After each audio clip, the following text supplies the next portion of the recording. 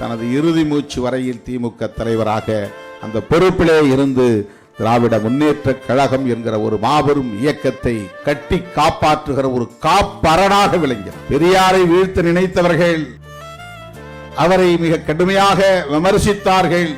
ஆனால் வீழ்த்த முடியவில்லை. அண்ணா தோன்றினார்.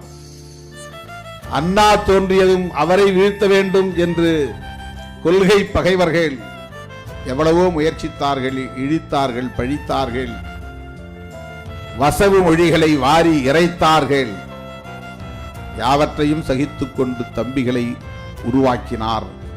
கொள்கை போராளிகளாக உருவாக்கினார். பேரறிஞர் அண்ணாவுக்கு எப்படி இயேசு பெருமானுக்கு 12 சீடர்கள் கிடைத்தார்களோ அதை போல பேரறிஞர் அண்ணாவுக்கு கொள்கை வலுவுள்ள சீடர்கள் கிடைத்தார்கள். இது ஒரு இயக்க வரலாற்றிலே முக்கியமாக கவனிக்க வேண்டிய ஒன்று.